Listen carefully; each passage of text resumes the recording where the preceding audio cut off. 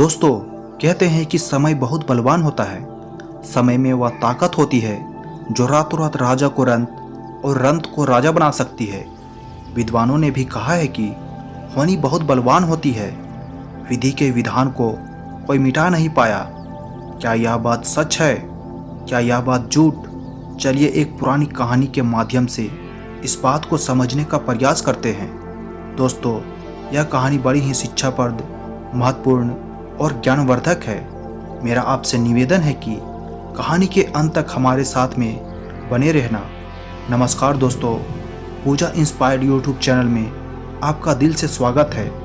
बहुत समय पहले की बात है। एक नगर से दूर एक महात्मा का आश्रम था। वह सभी शास्त्रों और वेदों का ज्ञान रखते थे। उसके चर्चे बहुत दूर दूर तक फैले हुए थे। उसके पास दूर दूर से लोग अपना भाग्य दिखाने के लिए आते थे। वह महात्मा बहुत ही ज्ञानी थे। जिन लोगों का भी भाग्य देखकर उन्हें बताते थे, वह बात सच साबित होती थी। दूर से ही उनका भाग्य पढ़कर यह बता देते थे कि उनके भाग्य में क्या लिखा हुआ है। भूतकाल, भविष्य और वर्तमान तीनों कालों का ज्ञान रखते थे। उसी नगर में एक पति और उसकी पत्नी रहते थे। उसकी पत्नी धर्म और आस्था में बहुत विश्वास रखती थी। उसके कोई संतान नहीं था। गांव के लोग से सुना था कि गांव में एक महात्मा है जो किसी का भी भाग्य बता देते हैं कि उसके भाग्य में क्या लिखा है। उन्होंने सोचा कि क्यों ना हम भी एक बार उस महात्मा के दर्शन करें। और अगली सुबह पंडित और उसकी पत्नी उस महात्मा से मिलने के लिए निकल जाते हैं। वे दोनों उस महात्मा के आश्रम आकर रोने लग जाते हैं। महात्मा दोनों को चुप कराते हुए पूछते हैं, बेटा रो मत, तुम्हें क्या दुख है? मुझे बताओ, मैं कोई ना कोई समाधान जरूर निकालूंगा। तब पंडित कहता है, हे गुरुदेव, हमारे कोई संतान नहीं है। यह दुख हम दोनों को हर दिन अंदर से खाता रहता है। हमने आपका बहुत नाम सुना है, तभी हम आपके पास आए हैं। आप हमारा भाग्य देखकर बताओ कि हमारे जीवन में पुत्र सुख है या नहीं। फिर महात्मा कहते हैं, तुम चिंता मत करो। तभी महात्मा पंडित की पत्नी को आश्रम के मंदिर से 2 सेव ला कर देते हैं और कहता है, इनको आप दोनों पति पत्नी खा लेना, तुम्हें अवश्य संतान प्राप्ति होगी। उसके बाद वह दोनों महात्मा को प्रणाम करके वहां से अपने घर चले जाते हैं। कुछ महीनों के बाद वैसा ही होता है। 1 साल के बाद उनके घर पुत्र का जन्म होता है। पंडित और उनकी पत्नी बहुत खुश थे। पंडित अपनी पत्नी से कहता है कि क्यों ना हम महात्मा को अपने घर बुलाकर उनकी सेवा करें। फिर पंडित उस महात्मा को अपने घर बुलाते हैं और उनकी सेवा करते हैं।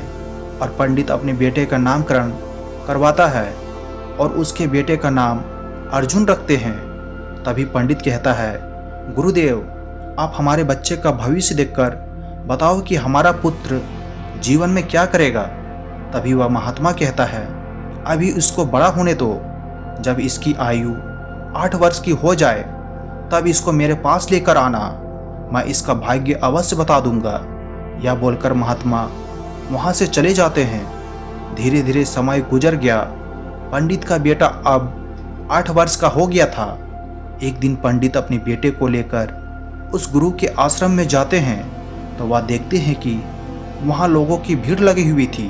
तब पंडित का लड़का पंडित से पूछता है, पिताजी, यह सब क्या चल रहा है? तब पंडित अपने बच्चा को बताते हुए कहता है कि यह महात्मा त्रिकालदर्शी हैं। इनको भविष्य का पता चल जाता है। यह सब लोग अपने अपने भविष्य का पता कराने यहाँ आए हुए हैं। तब वह पंडित का लड़का उन गुरुदेव के पास जाता है और कहता है, हे गुरुदेव, आप मेरा भी भविष्य देखो ना। वो छोटे बालक की बात सुनकर गुरुदेव पहले तो मना कर देते हैं, लेकिन बाद में बच्चा के जिद करने पर मान जाते हैं और उसे कहते हैं, बेटा, मैं तुम्हारा भाग्य देखता हूँ, तुम मेरे सामने आकर बैठ जाओ। फिर महात्मा उस पंडित का पुत्र का भाग्य देखने लगते हैं। उस महात्मा ने अपने ग्रंथ को खोला और फिर पंडित पुत्र के ललाट को देखा। जब उसने गणना की तो महात्मा ने देखा कि पंडित के पुत्र का विवाह तो एक नीच कुल की कन्या के साथ होना लिखा है। जब उसने यह देखा तो वह सोचने लगा कि अब क्या होगा? क्या जाति से उच्च कुल का ब्राह्मण है और इसके पुत्र का विवाह नीच कुल की लड़की से होगी? यदि ऐसा हो गया तो यह कहीं का नहीं रहेगा और किसी को अपना मुंह दिखाने का लायक भी नहीं रहेगा। महात्मा यह सब बात उस पंडित को बता देता है। पंडित ये सुनकर कहता है, हे गुरुदेव, नहीं नहीं, मैं ऐसा नहीं होने दूंगा। जब मैंने भाग्य जान ही लिया है तो भाग्य को बदल दूंगा। जब उस महात्मा ने कुछ और गहराई से उस ग्रंथ को देखा और उसकी गणना की तो उसे पता चला कि उसी गंगा के किनारे कई कोसों दूर एक मछुआरे का परिवार रहता है और उसके परिवार में अब तक 5 पुत्री का जन्म हो चुका है और जो मछुआरे की 5वीं नंबर की कन्या है उसकी उम्र मात्र 3 वर्ष की है और जिसका नाम उस मछुआरे ने शकुंतला रखा है। पंडित पुत्र का विवाह उस लड़की से होगा, ऐसा उसके पुत्र के भाग्य में लिखा है। यह सब महात्मा पंडित को बताता है तो पंडित ने सोचा, मैं अपने पुत्र के भाग्य को जरूर बदलूंगा। मैं इसमें समर्थ भी हूँ। जब मैं अपने पुत्र के भाग्य को जान ही लिया हूँ तो मैं इसके भाग्य को बदल भी सकता हूँ। पंडित कहता है, गुरुदेव, मैं भी आज देखता हूँ कि भाग्य बड़ा है या मैं बड़ा हूँ। तब पंडित ब्रह्मा जी के लिखे हुए विधान को बदलने के लिए चल देता है और चलते चलते वह पंडित उस मछुआरे के घर पहुँच जाता है। जब उस मछुआरे ने देखा कि उज्जैन के एक महान पंडित उसके द्वार पर खड़े हैं तो उस मछुआरे ने उस पंडित का बड़ा ही आदर सत्कार किया और कहने लगा, गरीब की कुटिया में आप पधारे हैं, या तो मेरे लिए सौभाग्य की बात है। पंडित कहने लगा, हे मछुआरे, मैं किसी उद्देश्य से तुम्हारे पास आया हूँ। मैं तुमसे यह जानना चाहता हूँ कि तुम्हारे घर में किसी 3 साल की कन्या ने जन्म लिया है? तो मछुआरे कहने लगा, हाँ, हमारे घर में एक पुत्री ने जन्म लिया है जिसकी आयु अभी 3 वर्ष होगी। पंडित ने कहा, क्या उसका नाम शकुंतला है? तो मछुआरे ने कहा, जी पंडित जी, उसका नाम शकुंतला है। पंडित ने कहा, मछुआरे, मेरा गुरु त्रिकालदर्शी हैं, उन्होंने मुझे कुछ मंत्र दिए हैं। मैं तो इस रास्ते से जा रहा था तो मैंने देखा तुम पर तो बड़ा घोर संकट आने वाला है। जब तक तुम्हारी सबसे छोटी पुत्री तुम्हारे घर में रहेगी तब तक तुम्हें पुत्र की प्राप्ति नहीं होगी। यदि तुम अपने घर के आंगन में पुत्र खेलता हुआ देखना चाहते हो तो तुम्हें अपनी छोटी पुत्री को अपने घर से दूर भगाना होगा। पंडित के ऐसे वचनों को सुनकर मछुआरा बोला, पंडित जी, अभी तो वह नवजात बालिका है, उसकी आयु तो मात्र 3 वर्ष की है। मैं उसे ऐसी हालात में कहाँ छोड़ सकता हूँ? पंडित ने कहा, हे मछुआरे, जब मैं तुम्हें यह बता सकता हूँ तो मैं तुम्हारी सहायता भी कर सकता हूँ। पंडित उसे कहते हैं कि मेरी कोई पुत्री नहीं है, तुम एक काम करो, तुम अपनी इस कन्या को मुझे दे दो, मैं इसका पालन पोषण करूँगा और जब यह बड़ी हो जाएगी तो मैं अच्छा सा वर ढूंढकर इसका विवाह भी कर दूंगा। फिर वह मछुआरा पुत्र की लालसा में अपनी नवजात पुत्री को उस पंडित को दे देता है। पंडित मन ही मन बहुत खुश होता है और उस छोटी सी कन्या को लेकर चल देता है। चलते चलते वह पंडित सोचता है कि इस कन्या को मैंने मार दिया तो मुझे बाल हत्या का पाप लग जाएगा। फिर उस कन्या से छुटकारा पाने के लिए वह पंडित एक लोहार के पास जाता है और उस लोहार से एक लकड़ी का एक छोटा सा बक्सा बनवाता है और उस बक्से में वह उस नवजात कन्या को सुलाकर नदी के जल में प्रवाहित कर देता है। और पंडित सोचने लगता है कि यह बक्सा कुछ दूर ही जाएगा और अपने आप ही पानी में डूब जाएगा और यह लड़की भी मर जाएगी। इस तरह इससे मेरा पीछा भी छूट जाएगा और मुझे बाल हत्या का पाप भी नहीं लगेगा। और वह पंडित अपने घर चला जाता है। परंतु इस दुनिया का कोई ऐसा व्यक्ति है जो किसी के भाग्य को बदल सके, क्योंकि उस लड़की के भाग्य में जीवन लिखा हुआ था, जिस कारण से वह बक्सा उस नदी के जल में नहीं डूबता है और नदी उसे बहाते हुए एक गांव के पास किनारे पर ले जाती है। उधर उस गांव का पंडित सुबह सुबह स्नान करने के लिए आता है तो उस पंडित की नज़र उस बक्से पर पड़ती है। जब वह पंडित उस बक्से को खोलता है तो वह देखता है कि बक्से के अंदर बहुत ही सुंदर कन्या लेटी हुई है। अपने पैर के अंगूठे को चूस रही है। वह पंडित संतानहीन था और गंगा जी से रोज संतान प्राप्ति की प्रार्थना करता रहता था। उस बच्ची को देखकर वह पंडित सोचने लगा कि गंगा जी ने मेरे लिए इस पुत्री को मेरी संतान बनने के लिए ही भेजा है और मेरी प्रार्थना गंगा जी ने स्वीकार कर ली है। और इस तरह वह पंडित उस कन्या को लेकर अपने घर के लिए चल देता है। जब पंडित अपने घर पहुंचा और उस पुत्री को अपनी पत्नी को दिखाया तो उसकी पत्नी कहने लगी कि आप यह किसकी पुत्री ले आए हैं, ये बड़ी ही सुंदर है। तो पंडित जी ने कहने लगे, गंगा जी ने हमारी प्रार्थना स्वीकार कर ली है और इस कन्या को हमारी संतान के रूप में हमारी झोली में डाल दी है। आज से हमारी यह इकलौती पुत्री है, इसका हम बड़े अच्छे से पालन पोषण करेंगे और इसे अच्छे संस्कार देंगे, इसे किसी चीज़ की कोई कमी नहीं होने देंगे। इस प्रकार वह पंडित और उसकी पत्नी उस कन्या का पालन पोषण करने लगे। समय गुजरा और समय के साथ साथ वह कन्या भी बड़ी हुई। जैसे जैसे वह लड़की बड़ी होती गई वैसे वैसे उसकी सुंदरता में चार चांद लगते गए। वह इतनी सुंदर थी जैसे कोई इंद्र की अप्सरा हो। फिर जब लड़की थोड़ी और बड़ी हुई तो एक दिन पंडिताइन ने अपने पति से कहा, सुनते हो, हमारे बिटिया अब बड़ी हो गई है और इसकी विवाह की भी उम्र हो गई है। अब कहीं जाकर वर ढूंढकर हमारी बिटिया की शादी कर दो। पत्नी की यह बात सुनकर वह पंडित अपनी इकलौती पुत्री के लिए वर देखने के लिए चल देता है। जब आसपास के उसके लायक कोई वर नहीं मिलता है तो पंडित जी अपनी पुत्री के लिए वर की तलाश करते करते उज्जैन नगरी में पहुंच जाते हैं। वहां जाकर लोगों से पूछते हैं कि यहाँ कोई ऐसा ब्राह्मण परिवार है जिसका कोई पुत्र विवाह के योग हो तो बताओ। उज्जैन के लोग उस पंडित के बारे में बताते हैं जिसने उस लड़की को नदी में बहा दिया था। उसका बहुत ही संस्कारी परिवार है और उन पंडित का इकलौता पुत्र है और उसकी उम्र भी विवाह के योग्य है। पंडित जी, आपकी बात उन पंडित के पास बन जाए तो आपकी पुत्री बहुत ही सुखी रहेगी। उन लोगों की बात सुनकर पंडित जी उस पंडित के घर अपनी बेटी की शादी करने के लिए चल देता है। जब वह पंडित के घर पहुंचे और उस पंडित से मिले और जब पंडित जी ने अपनी पुत्री की सुंदरता के बारे में बताया और पंडित को अपने आने का मकसद बताया कि मेरी एक पुत्री है और उसका विवाह हम आपके पुत्र के साथ करना चाहते हैं, तो वह पंडित भी बहुत खुश हुआ कि चलो, मेरे पुत्र के जो भाग्य में लिखा था अब वह बदल गया है और एक ब्राह्मण अपनी पुत्री की शादी के लिए मेरे पास आया है। वह पंडित उस ब्राह्मण की उस बिटिया से अपने पुत्र की शादी करने के लिए तैयार हो जाता है और फिर विवाह का समय निश्चित भी हो जाता है और वह ब्राह्मण खुशी खुशी अपने घर चल जाता है और अपनी पत्नी से सारी चर्चा करता है।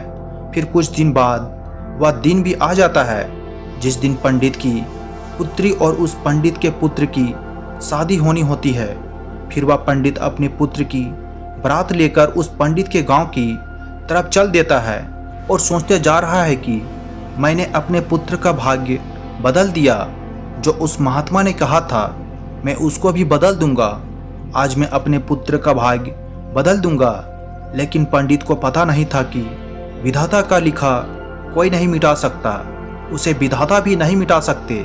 जो लिख दिया वह तो अटल है। जैसा जिसके भाग्य में लिख दिया वैसा तो होकर ही रहता है, चाहे कोई कितना भी जतन कर ले, लेकिन भाग्य का लिखा कोई नहीं मिटा सकता। इस तरह सहयोग से आज वही मछुआरे की कन्या आज पंडित के पुत्री बनकर उस पंडित के बेटे के साथ विवाह करने के लिए तैयार हो रही है, जिसे उस पंडित ने पानी में बहा दिया था। फिर उस लड़की का विवाह उस पंडित के बेटे के साथ हो जाता है और इस तरह वह कन्या पंडित के घर में आ जाती है। पंडित का पुत्र सुंदर सी पत्नी पाकर खुश था, पंडित की पुत्री सुंदर सा पति पाकर खुश थी और पंडित इस बात से खुश था कि मैंने अपने पुत्र का भाग्य बदल दिया है। फिर एक दिन किसी कार्य से उस पंडित के पुत्र को उज्जैन से कुछ दिनों के लिए बाहर जाना पड़ता है। एक दिन वह पंडित बहू को लेके उस महात्मा के आश्रम जाते हैं। उधर पहुंचकर गुरुदेव को प्रणाम करते हैं और बताते हैं कि गुरुदेव, मैंने विधि के विधान को भी बदल दिया यह सुनकर गुरुदेव हंसने लगते हैं। पंडित गुरुदेव को हंसता देख पूछता है, गुरुदेव आप हंस क्यों रहे हो? तब गुरुदेव पंडित को बताते हैं कि यह वही लड़की है जिसको तुमने नदी में बहा दिया था। यह सुनकर पंडित का पसीना छूटने लगा। उसने सोचा, यह तो वही मछुआरे की लड़की है जिसे मैंने मरने के लिए नदी में प्रवाहित कर दिया था। फिर यह मेरे घर में मेरे पुत्र वधू बनकर कैसे आ गई? उसने शकुंतला से कहा, पुत्री तुम अपने पिताजी की इकलौती पुत्री हो ना? तो वह कन्या बोली, जी पिताजी, मेरे असली माता पिता तो बड़े दुष्ट थे। उन्होंने मुझे 3 वर्ष की अवस्था में ही गंगा में प्रवाहित कर दिया था। और जो मेरे नए माता पिता हैं उन्होंने मुझे नया जीवन दान दिया। जिस दिन से मुझे नया जीवन दान मिला है तब से यही मेरे माता पिता हैं। तो जब पंडित ने यह साबित कर लिया कि यह वही मछुआरे की लड़की है तो पंडित ने शकुंतला से निजात पाने के लिए एक युक्ति निकाली और अपने बहू से बोला, बेटी तुम पहली संतान पुत्र पाना चाहती हो तो मेरे साथ तुम्हें समुद्र पर चलना होगा। जब दोनों ससुर और पुत्र वधू समुद्र पर पहुंचते तो पंडित ने अपने हाथ से एक अंगूठी निकाली और उस अंगूठी को दिखाते हुए समुद्र में फेंक दिया और उससे कहा, बेटी जिस दिन तुम्हें यह अंगूठी तुम्हें मिल जाए उसी दिन तुम अपने घर आ सकती हो। यह अंगूठी नहीं मिली और तुम अपने पिता के घर पहुंच गई है, मेरे घर आ गई है तो तुम अपने पति को खो देगी। इसलिए तब तक तुम्हें कहीं नहीं जाना है जब तक यह अंगूठी तुम्हें ना मिल जाए। यदि तुम मेरे वचनों को मानोगे तो तुम्हें अवश्य ही पुत्र की प्राप्ति होगी और तुम्हारा भाग्य भी जाग उठेगा। ऐसा कहकर वह पंडित उसको समुद्र के किनारे पर छोड़कर वापस अपने घर को लौट गया। शकुंतला ने काफी प्रयास किया लेकिन अंगूठी नहीं मिली। जब अंगूठी नहीं मिली तो वह बेचारी एक रास्ते की तरफ चल दी, क्योंकि ना तो वह अपने पिता के घर जा सकती थी और ना ही अपने पति के घर जा सकती थी। फिर चलते चलते जब वह आगे बढ़ी तो सामने से एक राजपूताना परिवार आता हुआ दिखाई दिया जो अपने गांव की तरफ जा रहा था। जब उस राजपूत परिवार ने उस लड़की को देखा तो कहने लगे, बेटी इस जंगल में तुम अकेले कैसे घूम रही हो? यहाँ तो बहुत ही जानवर रहते हैं। तो वह कन्या बोली, क्या बताऊं, मैं तो विपत्ति की मारी हूँ और मेरा इस दुनिया में कोई नहीं है। तो वह राजपूत परिवार बोला, बेटी अगर तुम चाहो तो हमारे साथ चल सकती हो। जब शकुंतला ने यह सुना तो वह सहज गई, उसके साथ चलने के लिए तैयार हो गई। इस तरह शकुंतला को उस राजपूत परिवार ने अपने घर खाना बनाने के लिए रख लिया। जो राजपूत परिवार का मुखिया था वह उस पंडित का बहुत ही घनिष्ठ मित्र था। कुछ समय बाद उधर जब पंडित का लड़का अपने घर आया और उसने अपने पिताजी से शकुंतला के बारे में पूछा तो पंडित ने झूठ बता दिया कि गंगा स्नान करते समय तुम्हारी पत्नी शकुंतला डूबकर मर गई। जब पंडित के लड़के ने यह सुना तो उसे काफी दुख हुआ। उधर राजपूत परिवार जिस गांव में निवास करता था उस गांव का एक पंडित अपनी लड़की का रिश्ता लेकर उसी पंडित के घर पहुंच गया। उस पंडित ने पंडित से जब अपनी पुत्री की विवाह के लिए प्रस्ताव रखा तो पंडित ने उस पंडित से कहा, हम अपने पुत्र के साथ तुम्हारी पुत्री का विवाह तो कर लेंगे, लेकिन विवाह करने से पहले हम तुम्हारी पुत्री को देखेंगे और उसके बाद ही विवाह करेंगे। क्योंकि पंडित को डर था कि कहीं मछुआरे की ही वही कन्या फिर से विवाह ना कर ले जो उसके लड़के के भाग्य में लिखी है।